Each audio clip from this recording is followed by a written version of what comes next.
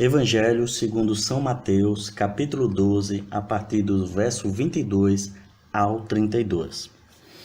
Então trouxeram-lhe um endemoniado, cego e mudo, e o curou, de tal modo que o cego e mudo via e falava. E toda a multidão estava atônita e dizia: Não é este o filho de Davi? Mas os fariseus, ouvindo isso, diziam: Este não expele demônios senão por Beelzebu, príncipe dos demônios.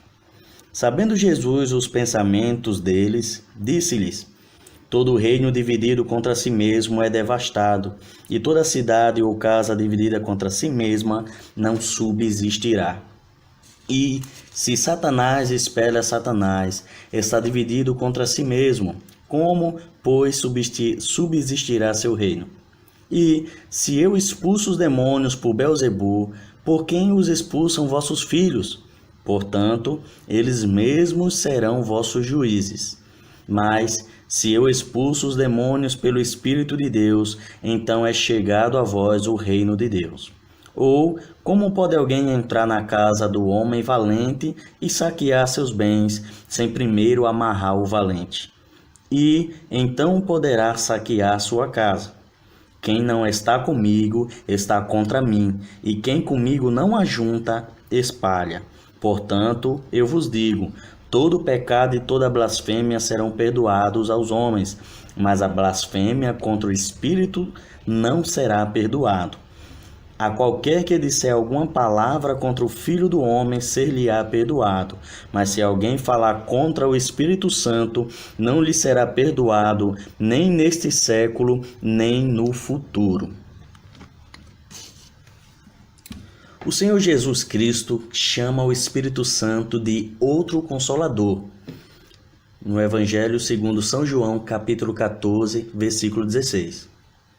No original grego, disse Paráclitos, que significa advogado, intercessor, ajudador, pessoa convocada a estar ao lado de alguém. Chamamos a atenção que ele chama o Espírito de outro Paráclito, ou seja, o próprio Cristo é um Paráclito, e diz que o Espírito Santo é outro que permanecerá em seu lugar. No Evangelho segundo São João, capítulo 14, versículo 26, o Senhor Jesus relata que o Espírito Santo faria os discípulos recordar de tudo o que o Senhor Jesus ensinou e os ensinaria todas as coisas. No Evangelho segundo São João, capítulo 15, versículo 26, o Senhor diz que o Espírito daria testemunho de Cristo Jesus, ou seja, dele mesmo. E no Evangelho segundo São João, capítulo 16, versículo 8, Cristo relata que o Santo Espírito convencerá o mundo do pecado, da justiça e do juízo. Daí, podemos dizer que o Espírito Santo é uma pessoa designada por Deus para substituir Jesus Cristo no mundo, ajudar os discípulos, ensinar os cristãos, relembrá-los dos ensinos de Jesus Cristo, testificar que Jesus Cristo é o Senhor, convencer as pessoas que elas são pecadoras, convencer as pessoas que elas devem obedecer os mandamentos de Deus e convencer as pessoas que haverá um julgamento final.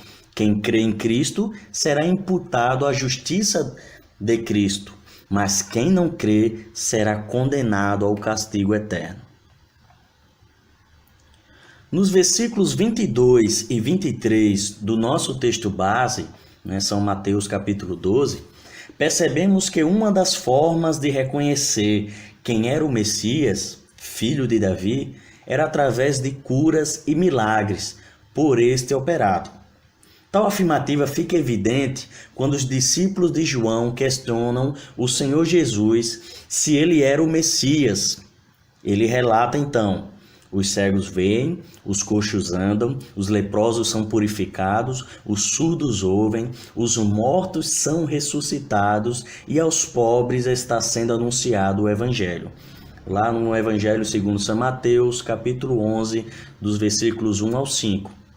mostrando que as curas operadas por ele eram sinais de que ele era o Messias. Nosso texto base relata que Jesus Cristo curou um endemoniado, cego e mudo. Tal sinal foi tão espantoso que imediatamente o povo acreditou que Cristo Jesus era o Messias. Estava ali, diante de todos, um fato inegável de que Jesus era o Messias. Tal fato tal que as pessoas mais simples e menos estudiosas das Escrituras Sagradas perceberam e testificaram. Mas os fariseus, que conheciam muito bem as Escrituras e também perceberam que diante deles estava o Messias, recusaram-se a reconhecer o Senhor Jesus Cristo como tal, simplesmente porque Jesus os criticava severamente. Leia o Evangelho segundo São Mateus, capítulo 23. Assim, eles preferem chamá-lo de endemoniado e dizer que ele operava milagres pelo poder de Belzebu, no lugar de renderem-se aos pés de Cristo, se arrependerem de seus pecados e segui-lo. Logo, Cristo Jesus responde que quem não está com ele está contra ele, e quem não ajunta com ele está espalhando.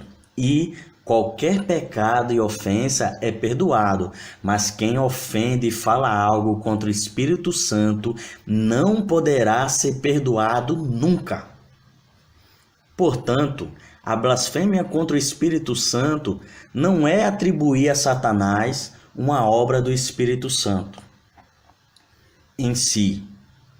Não é dizer que aquela obra feita pelo Espírito Santo é uma obra de Satanás, simplesmente porque você está dizendo, mas é fazer ou falar algo contrário à pessoa e obra do Espírito Santo. Isto é, os fariseus blasfemaram contra o Espírito por se posicionar contra uma verdade reconhecida por eles e revelada pelo Espírito Santo, sendo essa verdade que Jesus de Nazaré é o Cristo, o Filho de Deus. Como atesta o apóstolo Paulo em 1 Coríntios capítulo 12, versículo 3, ninguém pode dizer Jesus é o Senhor, senão pelo Espírito Santo. Em outras palavras, quando alguém se nega a aceitar, mesmo que exortado pelo Espírito através das pessoas, que somos pecadores, que precisamos crer na justiça de Deus, que é Cristo crucificado, para sermos salvos do juízo final, e, por conseguinte, age e fala contra esta verdade, blasfemou e não terá perdão.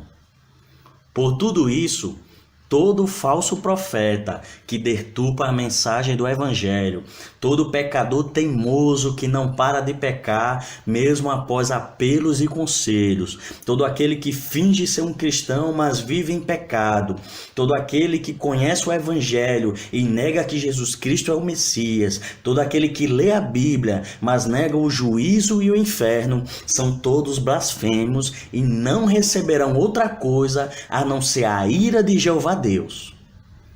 Deus te abençoe e que a paz de Deus, a graça do Senhor Jesus e a comunhão com o Espírito Santo esteja em nossos corações para sempre. Amém.